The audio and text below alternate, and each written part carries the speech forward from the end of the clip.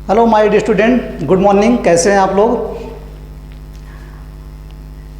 आज मैं UP TET के लिए स्पेशल बात करूंगा क्योंकि यूपी टेट के बच्चे काफ़ी परेशान हैं कि सर कैसे हम पढ़ें, कैसे क्या होगा। मैथ्स में बहुत सारे लोगों की समस्याएं बनी हुई हैं।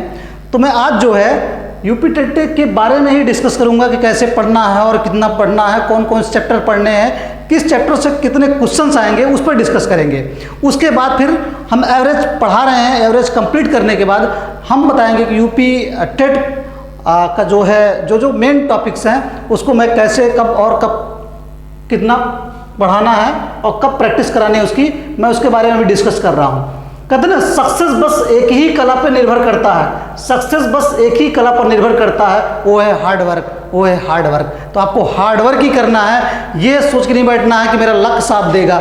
लक कोई कुछ नहीं होता है, हार्ड वर्क ही होता है। पहले आपका हार्ड वर्क, उसके बाद आपका लक।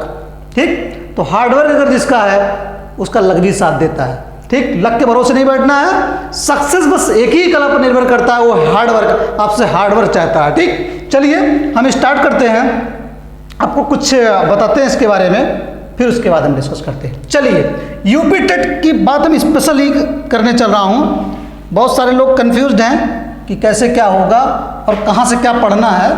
तो यूपी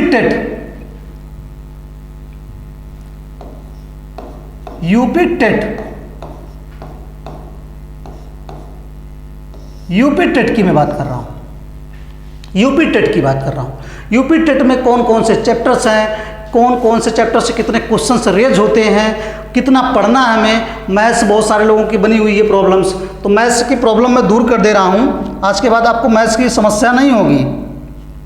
चलिए, तो आपके सबसे पहले यही है कि नंबर सिस्टम जो कि मैं पढ़ा चुका हूँ और आप लोगों को पता भी होगा।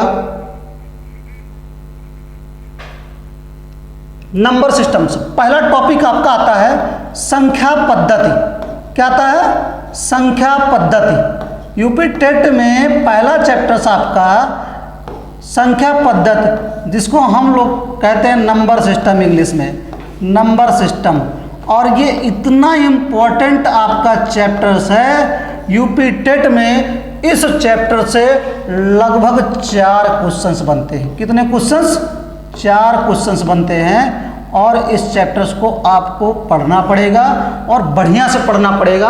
और मैं नंबर सिस्टम्स के लगभग 8 से 10 वीडियोज़, लगभग 8 से 9 वीडियोज़ हैं, तो उसको मैं डाल दिया हूँ यूट्यूब पे। आप लोग उसको देखें, बार बार देखें, पहले उस चीज़ को समझें, फिर मैं प्रैक्टिस कराऊँगा और प्रैक्टिस के बाहर कोई क्वेश्चंस नहीं जाएगा, ये मेरी गारंटी है। नंबर सिस्टम से 4 क्वेश्चंस आपके बनेंगे और इस पर खूब फोकस करिए आप। Number systems. दूसरा चैप्टर आपका एलसीएम एंड एचसीएफ, लोग सुने भी हैं और जानते भी हैं। लासा और मासा, लासा और मासा, लघुत्तम समापवर्तक और महत्तम समापवर्तक। लासा और मासा बहुत इंपॉर्टेंट है। लासा और मासा आपका बहुत इंपॉर्टेंट है। इससे कितने क्वेश्चंस आते हैं? एलसीएम एचसीएफ से 2 क्वेश्चंस आते हैं। 2 क्वेश्चंस बनते हैं। 2 क्वेश्चंस, 2 नहीं तो एक तो बनना, लेकिन 2 क्वेश्चंस बनते हैं। ये बना देता है 2 क्वेश्चंस, क्योंकि एक एलसीएम का बनाता है और एक एचसीएफ का बनाता है, या फिर एलसीएम और एचसीएफ दोनों का कंबाइंड करके बनाता है।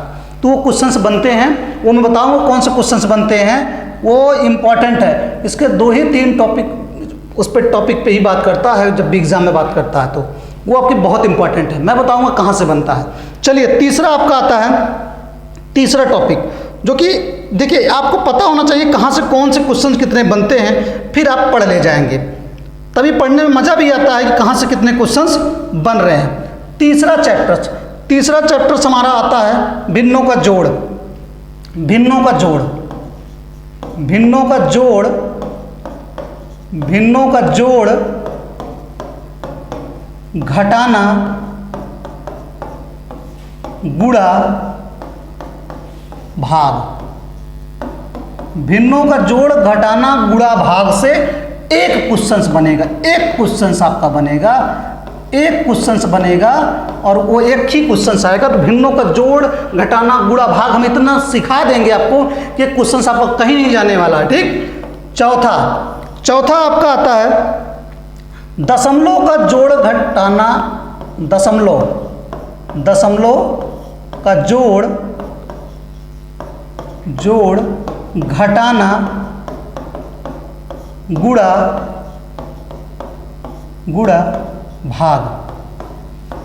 इससे भी एक क्वेश्चन आता है और आपको बस इन्हीं चीज़ों पे देखिए कहाँ से मैं नंबर सिस्टम पढ़ा चुका हूँ। 4 क्वेश्चंस अगर आप प्रैक्टिस खूब करेंगे उसकी, आप उसको कई बार वीडियोस को देखें, आपको चीज़ें समझ में आनी चालू हो जाएंगी, क्योंकि उसके बाहर नहीं जाएगा। मैंने बहुत टफ नहीं रखा है, आप उसको सीखेंगे। फिर उसके बाद जो भी एग्जाम में क्वेश्चन बने मैं प्रैक्टिस कराऊंगा। लासा और मासा पे 2 क्वेश्चन बनेंगे। लासा और मासा में इस वीडियोस के बाद आपके जो एवरेज चल रहा है, एवरेज में बहुत जल्दी ही आपका कंप्लीट करके मैं डायरेक्ट लासा और मासा पर यूपी टेट से ही स्टार्ट करूंगा और भिन्नों का जोड़ घटाना गुणा भाग जैसे मैं लिख रहा हूं वैसे ही मैं पढ़ाऊंगा। पांचवा आपका आता है कार्य और समय बोलते हैं, लेकिन कार्य और समय का क्वेश्चन नहीं बनाता है वो। आप लोगों में टेट के पेपर में कार्य और समय का क्वेश्चन नहीं बनाता, वो एक नियम का क्वेश्चन होता है, जिसमें कहता है कि 4 मजदूर 8 दिन में करते हैं तो 10 आदमी, मतलब 4 आदमी 10 दिन में काम करते हैं, उसी काम को 5 आदमी कितने दिन में करेंगे, इस टाइप के क्वेश्चंस। तो आपका ये एक नियम का क्वेश्चन है। ये आपको वर्क एंड टाइम नहीं बोलते, इसको एक नियम बोलते हैं। तो एक नियम का, तो आपके हम कहते हैं एक नियम का क्वेश्चन जो बनेगा वो एक नियम पे एक क्वेश्चन आएगा, सिर्फ एक क्वेश्चन आएगा। आप समझते चलिए, वर्क एंड टाइम नहीं है आपके सिलेबस में, यूपी टेट में वर्क एंड टाइम नहीं है, वो आपका एक नियम है। वर्क एंड टाइम पे आप पढ़ के अपना टाइम वेस्ट ना करें, नहीं तो आप पढ़ लेंगे और क्वेश्चन नहीं आएगा और उस पर पूरा टाइम आप वेस्ट करके कोई मतलब नहीं निकलेगा। ठीक। छठा आपका जो चैप्टर्स है, आपका छठे चैप्टर्स मतलब वर्गमूल और घनमूल,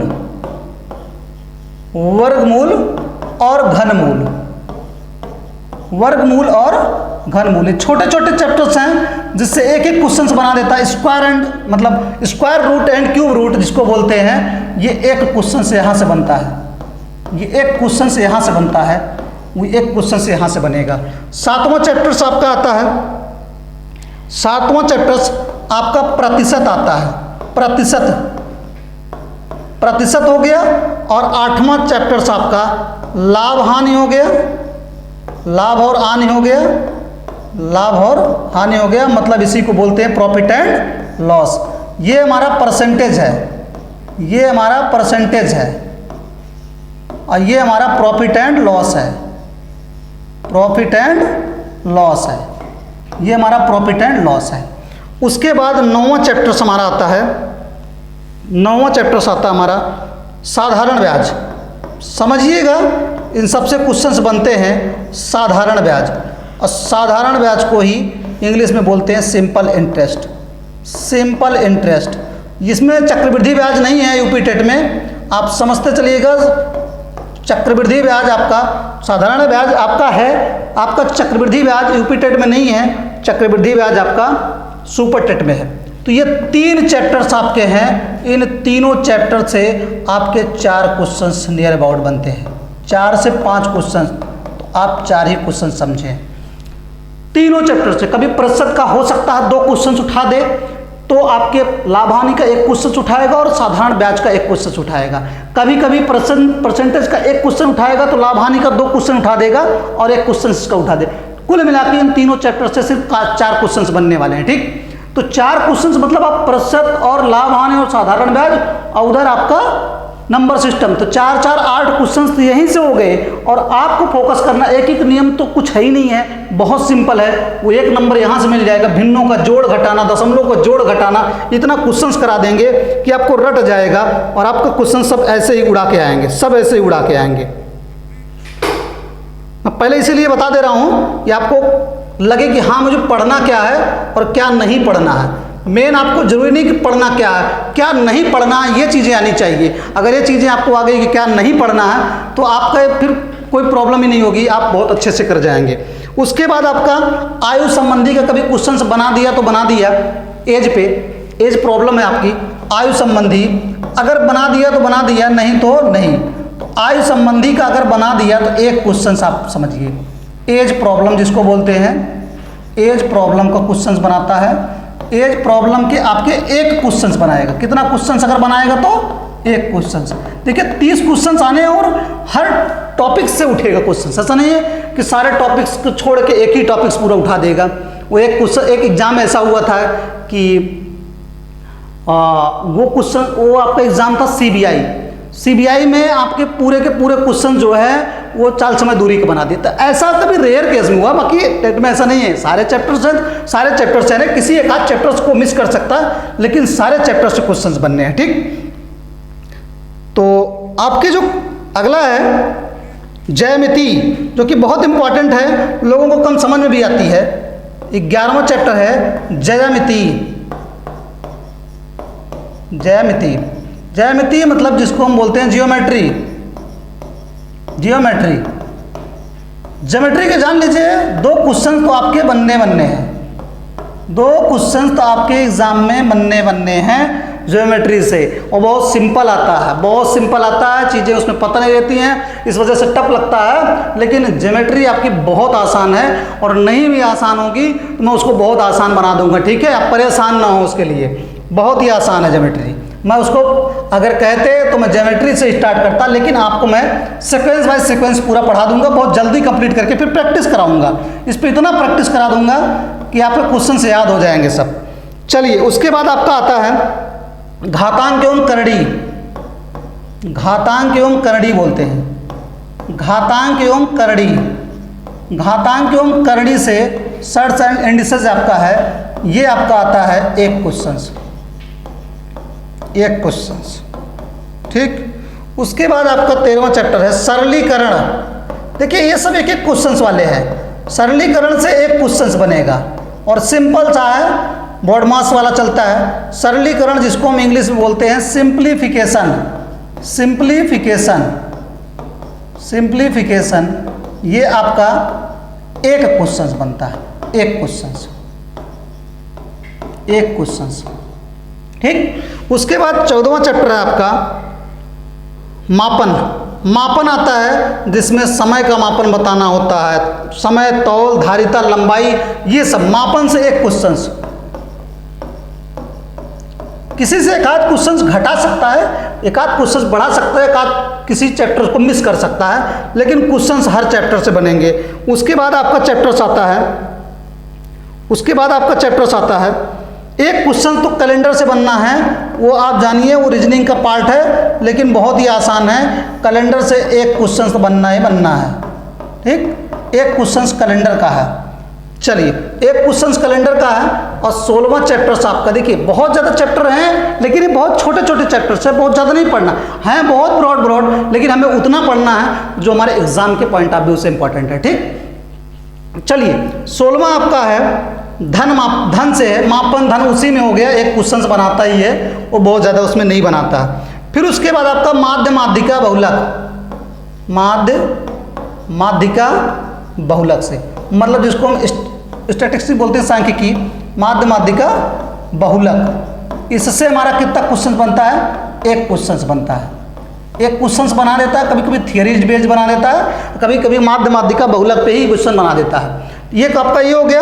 17वां चैप्टर आपका है, कभी कभी गणित शिक्षण से पूछ लेता है, थियरी बेस्ड।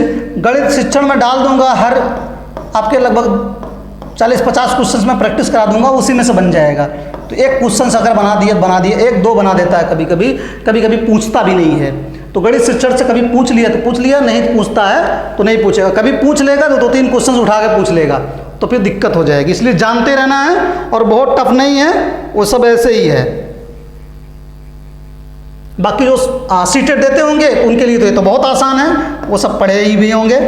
और उसके बाद आपका आता है आयतन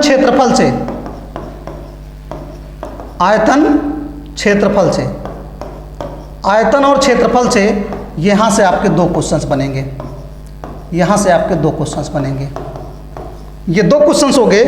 उसके बाद चाल समय दूरी का अगर क्वेश्चन बना दिया, वो भी आपका दे देता है कि मीटर पर सेकंड, बहुत सिंपल क्वेश्चन बनता है, अभी बना भी देगा। एक क्वेश्चन उसका समझिएगा, चाल समय दूरी का। और उसके बाद आपका बाकी जो बच्चे वो आंकड़ों का प्रस्तुतिकरण या निरूपण पे कभी क्वेश्चन बना देता है, डीआई पे, या नहीं बनाता है, तो आपके फिर वो विविध में समझिए। बाकी क्वेश्चंस आपके क्या है? विविध। सामान्य बीज गणित भी आता है, एक आपका सामान्य बीज गणित का क्वेश्चन आता है, जिसको सामान्य बीजगणित में आपका है, सामान्य बीजगणित है। इसमें नॉर्मल क्वेश्चंस है, इसमें नॉर्मल क्वेश्चंस है। एक क्वेश्चन इसका समझिए। तो आपके ओवरऑल अगर देखेंगे तो ये आपके क्वेश्चंस हो गए, आप बहुत तेजी से कर सकते हैं। आपको बस फोकस करना है कि हमें पढ़ना क्या है। अगर आप ध्यान से देखेंगे तो आपको नंबर सिस्टम पे खूब फोकस करना है। नंबर सिस्टम पे फोकस कर लिए, 4 क्वेश्चंस आप कहीं नहीं गए, मैं पूरी प्रैक्टिस कराऊंगा। उसके बाद लासा और मासा पे बहुत हैं क्वेश्चंस, बहुत क्वेश्चंस है। हर चैप्टर्स में इतने क्वेश्चंस हैं कि आप लगाते लगाते एक ही चैप्टर थक जाएंगे, नहीं आएगा। लेकिन लासा मासा पे जो क्वेश्चंस एग्जाम में बनते हैं उन पे खूब डिस्कस करना है, उस पर प्रैक्टिस करनी है कि वो क्वेश्चन मुझे आ रहे हैं कि नहीं आ रहे हैं। तो आपके 2 क्वेश्चंस वहां से हो जाएंगे। भिन्नों का जोड़ घटाना गुणा भाग ये सिखा दूंगा मैं, एक क्वेश्चन से यहाँ से। दशमलव का जोड़ घटाना गुणा भाग एक क्वेश्चन से यहाँ से। एक एक नियम से एक क्वेश्चन से यहाँ से आप कर लेंगे। वर्गमूल और घनमूल आसान है, एक क्वेश्चन से यहाँ से हो जाएगा। परसेंटेज, लाभ हानि और साधारण ब्याज, 3 चैप्टर ये आप मजबूत कर लेंगे तो आपको यहाँ से 4 क्वेश्चंस हो जाएगा। मैं इसकी प्रैक्टिस भी कराऊंगा, इस पर क्वेश्चंस भी आयु संबंधी क्वेश्चंस बना दिया, क्योंकि ये आयु संबंधी अनुपात से रिलेटेड है। क्योंकि अनुपात के क्वेश्चंस को अनुपात में नहीं पूछता है, यहाँ पे पूछ लेता है आयु संबंधी में। ठीक, तो ये क्वेश्चंस आपका यहाँ पे बन जाएगा। ज्योमेट्री के 2 क्वेश्चंस आपके बनते हैं। ज्योमेट्री के आपके मैं पढ़ा दूंगा और उसमें जो बता दूंगा उसके बाहर नहीं आने वाला है, आपको रटा दूंगा, बस जान लीजिए इतना।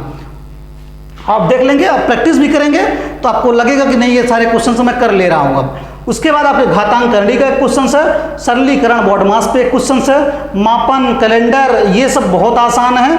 माध्य माध्यिका बहुलक ये एकदम सिंपल है, इस पे क्वेश्चन हो जाएगा। गणित शिक्षण अगर 1 2 3 क्वेश्चन अगर कभी बनाएगा भी तो मैं आपको 50 क्वेश्चन का एक PDF दे दूंगा। उस 50 क्वेश्चंस को एक बार मैं ब्रीफ कर दूंगा, 1 घंटे 1.5 घंटे, तो उसके बाहर कोई क्वेश्चंस नहीं जाने वाला है। आयतन क्षेत्रफल आपका बहुत सिंपल है, घन घनाभ के आयतन और क्षेत्रफल पूछना है, तो वो 2 क्वेश्चंस बनेंगे तो आप बहुत तेजी से कर सकते हैं। सामान्य बीजगणित के तो आसान क्वेश्चन होता है, कभी कहता है कि x + 1/y बराबर 1, y + 1/z बराबर 1, तो z + 1/x बराबर क्या, इस टाइप के क्वेश्चन बनाते हैं। तो इस टाइप के क्वेश्चन बहुत सारे मेरे पास हैं, आपको बस बता देना है कि इस तरह दिखेगा तो आंसर ये मार देना है और लगा भी सकते हो वैल्यू पुटिंग के थ्रू। ठीक, तो मैं इसको पूरा बताऊंगा, आपके यही सारे चैप्टर्स पढ़ेंगे और ये 30 क्वेश्चंस आपके यहाँ से बहुत अच्छे से हो जाएंगे।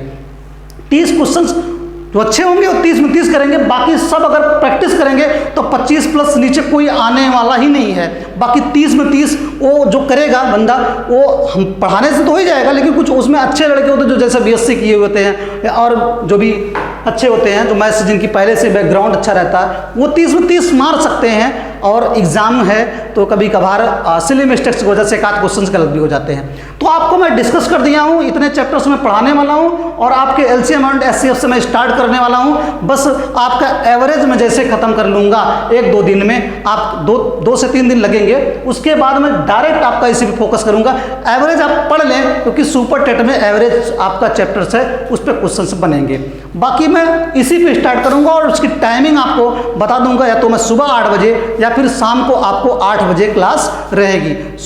टेट की क्लास या तो सुबह 8 बजे या तो शाम 8 बजे। मैं आपको टेलीग्राम पे मैं बता दूंगा, आप लोगों को सूचना में दे दूंगा फेसबुक के थ्रू, आप लोग पढ़ेंगे और इसकी प्रैक्टिस भी मैं करा दूंगा बेहतरीन तरीके से, एकदम बेहतरीन अंदाज में। ठीक, चलिए स्टार्ट करते हैं। कुछ क्वेश्चंस जो हम छोड़े थे उसी के आगे से चलिए। 4 क्रमागत सम संख्याओं का औसत 15 है। तो 4 क्रमागत संख्याएं हैं, 4 गोला किए, 4 क्रमागत संख्याओं का औसत 15 है। तो मैंने बताया जो औसत होता है वो बीच की संख्या होती है। तो बीच कहाँ पे है, कहीं बीच दिख नहीं रहा, बीच यही है, बीचों बीच ये 15 है। बीचों बीच है क्या है, 15 है। बीचों बीच कहाँ आएगा, यहीं तो आएगा। 2 इधर निकालेंगे, 2 इधर निकालेंगे, बीचों बीच तो यही बनेगा।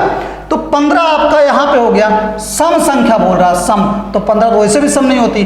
15 के बाद सम कौन सी होती है, 16, और 16 के बाद सम कौन सी होती है, 18। 16 से पहले सम कौन होती है, 14, और 14 से पहले कौन सी होती है, 12। आपसे पूछ रहा है दूसरे नंबर की सबसे बड़ी संख्या कितनी है, तो सबसे बड़ी संख्या 18 है। दूसरे नंबर की सबसे बड़ी कौन सी है, 16 है। 16 कहाँ दिख रहा है, डी में दिख रहा है। 16 कहाँ दिख रहा है, डी में दिख रहा है, और कर सकते हैं बहुत आसानी से। समझ में आया होगा। 4 क्रमागत सम संख्याओं का औसत 15, 4 गोला बनाएंगे और उसमें संख्याएं रखनी। औसत दे रहा है 15, तो औसत ही संख्या होती है, अब कौन सी संख्या होगी ये पता करना। औसत जो होता है वो बीचों बीच का होता है। औसत क्या होता है? बीचों बीच का होता है। अब बीचों बीच में 15 आना है तो कहाँ आएगा? 15 बीचों बीच में यहीं आएगा, इसी के बीच में। तो आपका 15 के बाद सम संख्या कौन सी होगी? 16, 16 के बाद 18, और 16 से पहले कौन सी होगी? 14, 14 से पहले कौन सी? 12।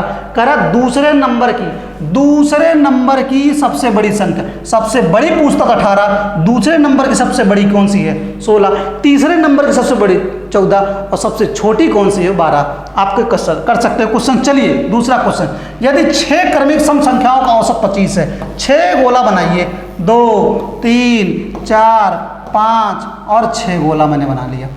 करा औसत 25 है, औसत 25 है, इसका मतलब बीचों बीच में आएगा। बीचों बीच में कहाँ आएगा? 1, 2, 3 और 3 इधर से, तो बीचों बीच में यही तो आएगा, ये 25 होगा।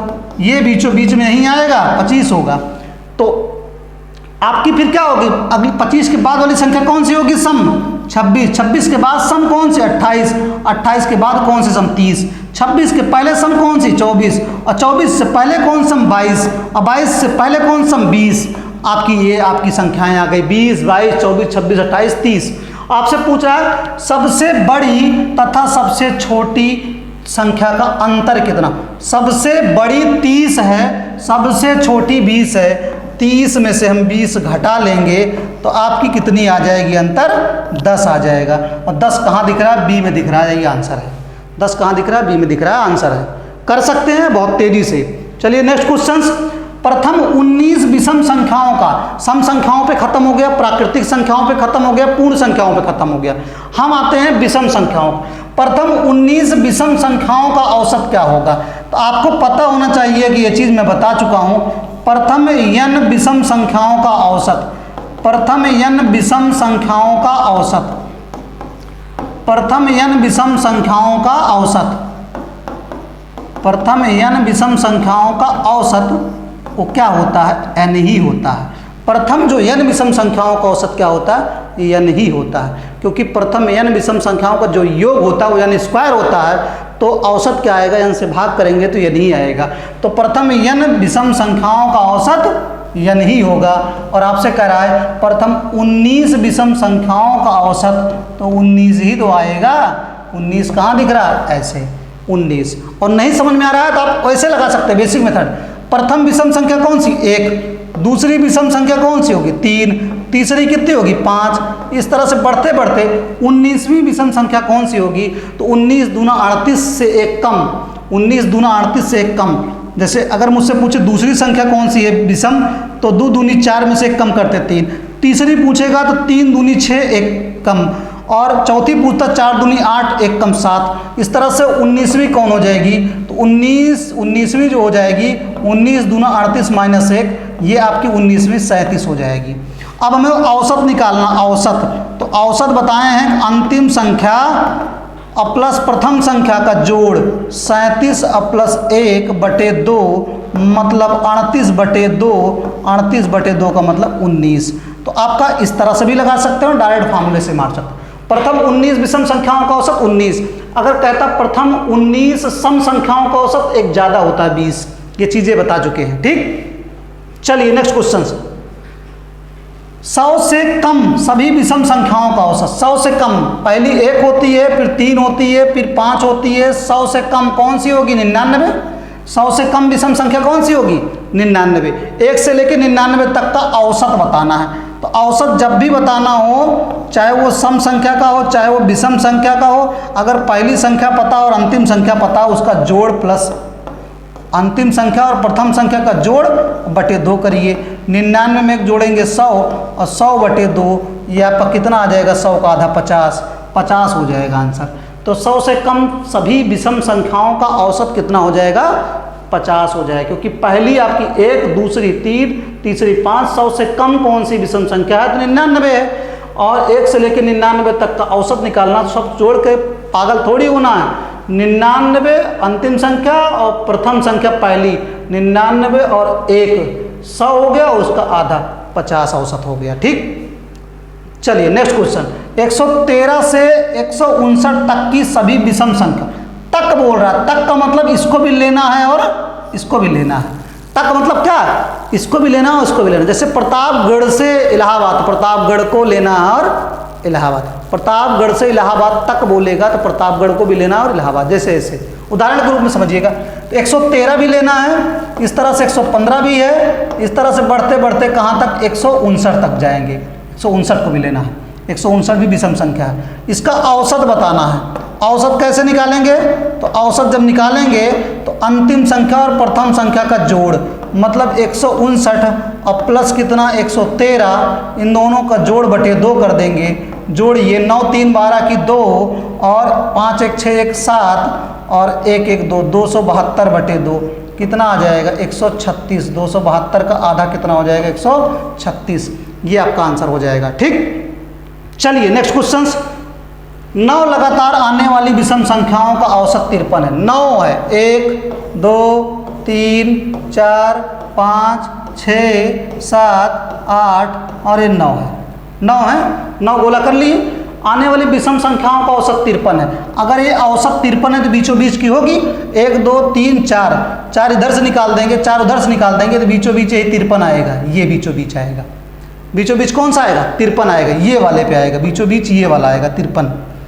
अब 53 के बाद 55, 55 के बाद 57, 57 के बाद 59, 59 के बाद 61 और 53 के पहले 51, 51 के पहले 49, 49 के पहले 47 और 47 के पहले 45। करा सबसे छोटी विषम संख्या, सबसे छोटी विषम संख्या 45 और 45 कहाँ दिख रहा है? डी में दिख रहा है। सबसे छोटी विषम संख्या क्या होगी? 45। समझ में आ रहा होगा। 9 लगातार विषम संख्या तो 9 गोला बनाएंगे और उनका औसत 53 है तो बीचों बीच में आएगी संख्या 53। अब बीचों बीच में आपकी बन रही है क्योंकि 4 इधर से निकाल देंगे, 4 इधर से, तो बीचों बीच में यही गोला बच रहा है और यही 53 है। 53 के बाद 55, 55 बाद 57, 59 61। अब इधर घटते जाएंगे 51 49 47 45। सबसे छोटी क्या हो जाएगी? 45। 45 ऑप्शन डी में है। चलिए नेक्स्ट क्वेश्चन। यदि 6 क्रमवार विषम संख्याओं का औसत 48 है, 2 3 4 5 6, 6 क्रमवार का मतलब होता है लगातार। क्रमवार का मतलब क्या है? लगातार। लगातार विषम संख्याओं का औसत 48 है तो न्यूनतम तथा अधिकतम संख्याओं के बीच का अंतर हमें 6 औसत 48 है तो बीचों बीच में 48 आएगा। 3 इधर से निकाल देंगे 3 तो बीचों बीच में तो यही बचेगा, ये 48 होगा। और ये ऊपर से अपने आप में खुद भी रही है विषम, तो 48 के बाद विषम कौन सा आएगा? 49, 49 के बाद 51, 51 के बाद 53, 49 के पहले 47, 47 के पहले 45 और 45 के पहले 43। और कह रहा है न्यूनतम और अधिकतम संख्याओं के बीच का अंतर। न्यूनतम आपका 43 है, अधिकतम आपका 53 है। दोनों के बीच में अंतर कितना आएगा? तो आपका अंतर आएगा 10। अंतर कितना आएगा? 10 आएगा। अंतर कितना आएगा? 10 आएगा। और अंतर डायरेक्ट भी निकाल सकते हैं। 6 संख्या है तो एक कम कर दीजिए। 6 संख्या है तो 5 अंतराल होंगे। 6 संख्या है तो 1 अंतराल यहाँ, 2 अंतराल, 3 अंतराल, 4 अंतराल, 5 अंतराल होंगे और एक अंतराल पे 2 का अंतर है तो 5 अंतराल पे 10 का अंतर होगा। कर सकते हैं बहुत तेजी से। चलिए नेक्स्ट क्वेश्चन। प्रथम 10 अभाज्य संख्याओं का औसत। प्रथम 10 अभाज्य संख्याओं का औसत आप डायरेक्ट मार सकते हैं 12.9, लेकिन आप कर सकते हैं। चलिए प्रथम 10 अभाज्य संख्या। पहली अभाज्य संख्या कौन सी होती है? 2। सबसे छोटी अभाज्य संख्या और सम भी है। सबसे छोटी और एकमात्र सम अभाज्य संख्या कौन सी है? 2। एकमात्र सम अभाज्य संख्या 2 है, सबसे छोटी अभाज्य संख्या 2 हो गई। फिर 3 है, फिर 5 है, फिर 7 है, 11 है, 13 है, 17 है, 19 है, 23 है। कितना हो गया? 1 2 3 4 5 6 7 8 9 और एक आगे हो जाएगा आपका 29।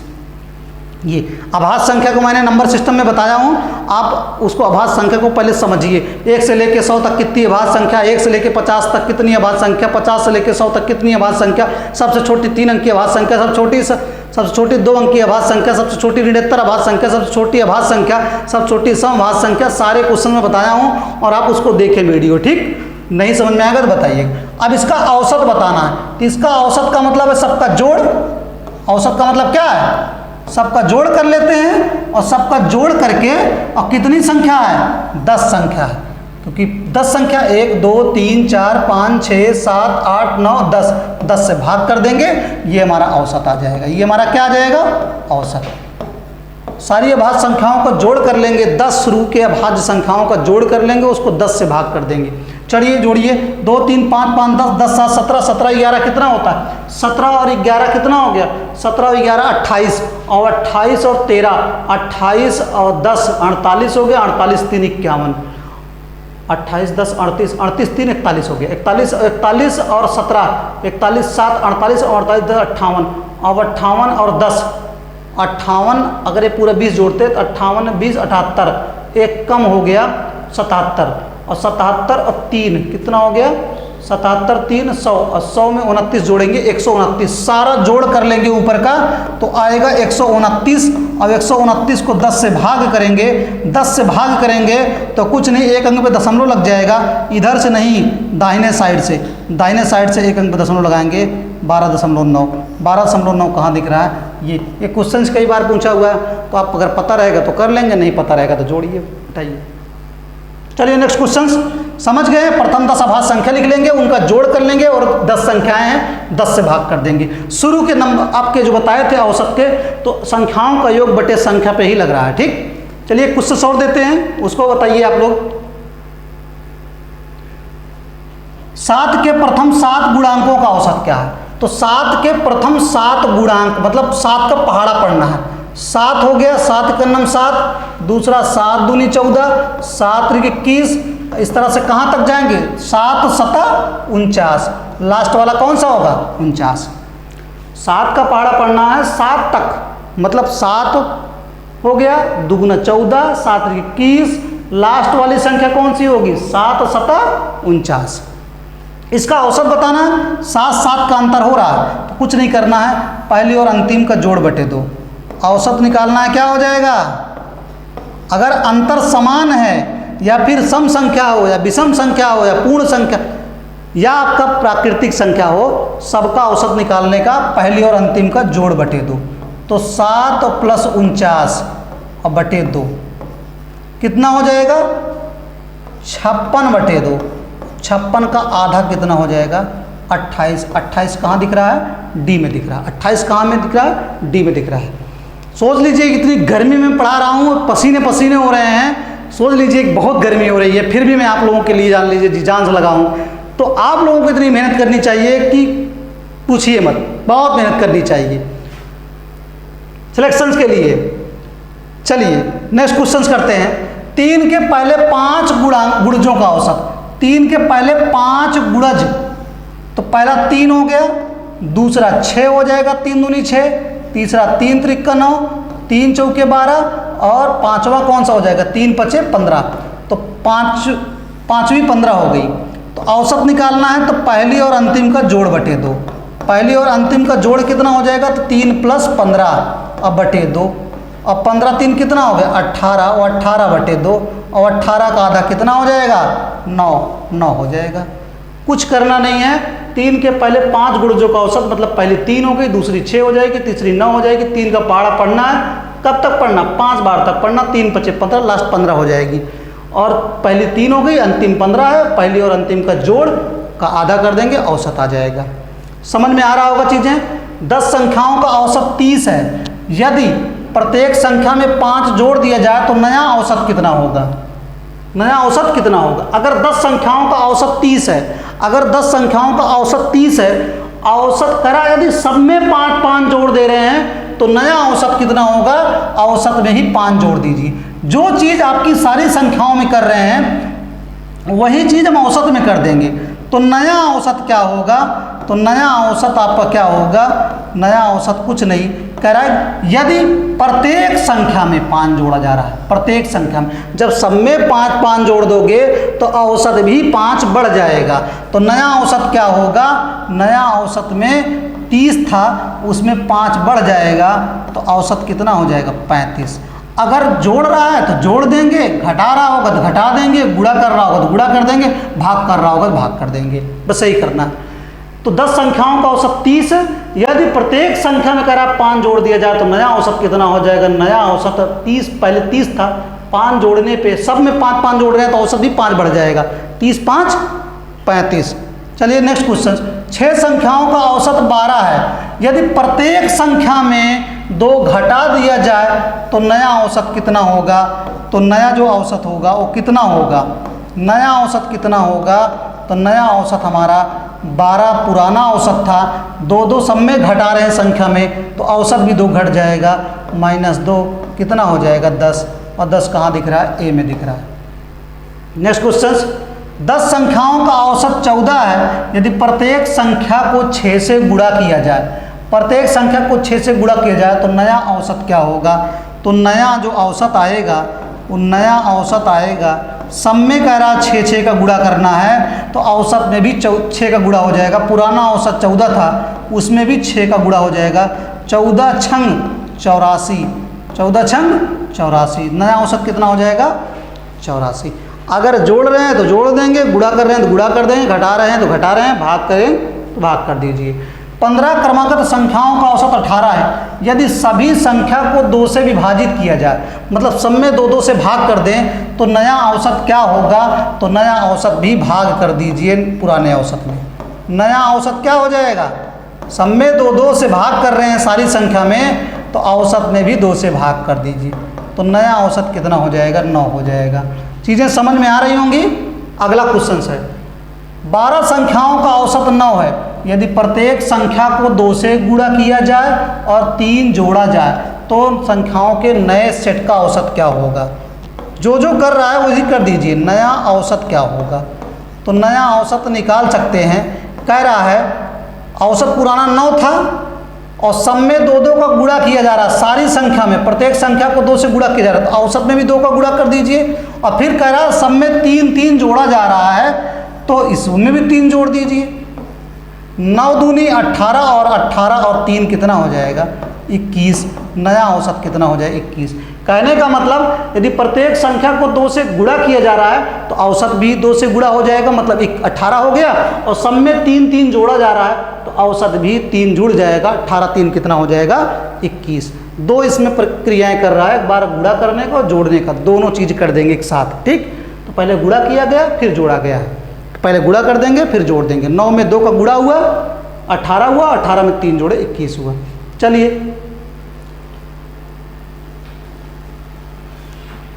5 क्रमिक संख्याओं का औसत n है। ऐसे 5 क्रमिक संख्याएं हैं, 5 कोई भी क्रमिक संख्या ले लेंगे हम, कोई भी ले लेंगे, ये 5 क्रमिक संख्या है, इसका औसत जो आ रहा है वो n आ रहा है। औसत जो आएगा बीचों बीच का आएगा, यही तो n है, यही n है। अगर हम क्रमागत ले लेते हैं, मान लो इसको 1 ले लेते हैं, इसको 1 ले लेते हैं, इसको 2 ले लेते हैं, इसको 3, इसको 4, इसको 5, तो औसत कितना आना चाहिए, n का मान 3 आना चाहिए, n का मान 3 आना चाहिए। कह रहा 5 क्रमिक संख्याएं, कोई भी 5 क्रमिक संख्या ले सकते हैं, अगर उनका औसत n है तो बीच का औसत n ही होगा, बीच की संख्या होगी n। 1 2 3 4 5, ये 5 संख्याएं हम मान लिए, तो औसत जो आया वो 3 आया। अगर संख्याओं के हिसाब से देखेंगे और वैसे देखेंगे तो n आ रहा है, यानी कि n का मान 3 हो गया। कह रहा है अगली 2 संख्याएं भी सम्मिलित कर ली जाए। अगर अगली 2 संख्याएं सम्मिलित करेंगे तो ये तो रहेगी, ये 2 और बढ़ गई, तो मतलब ये तो 1 है, ये तो 2 है, ये 3 है, ये 4 है, ये 5 है, ये 6 है, ये 7 है, तो इसका औसत क्या हो जाएगा 7 + 1 8, 8/2 औसत 4 आएगा। पहले औसत 3 था, अब औसत 4 आ गया, औसत कितना बढ़ गया, औसत 1 बढ़ गया, तो औसत कितना बढ़ जाएगा 1 बढ़ जाएगा। कहने का मतलब समझेंगे तो समझ जाएंगे। अगर ये हमारा 5 संख्याएं हैं तो उसका औसत n है, औसत बीचों बीच का होता है, मतलब अगर हम एक ले लेते हैं, 2 ले लेते हैं, 3 4 5, तो n का मान 3 आना चाहिए, n का मान क्या आना चाहिए 3। इसी तरह से 5 संख्याएं थी ही, 1 से लेकर 5 तक थी ही, 2 संख्याएं और बढ़ा दिए, मतलब 6 और 7 भी ले लिए, तो अब इसका औसत कितना आ जाएगा, इसका औसत 7 + 1 8, 8 का आधा कितना हो जाएगा 4 आ गया। पहले औसत 3 था, अब औसत 4 हो गया, औसत कितना बढ़ जाएगा, तो औसत 1 बढ़ जाएगा। नहीं समझ में आएगा बाद में बताएंगे। ठीक, 9 क्रमिक संख्याओं का औसत n है।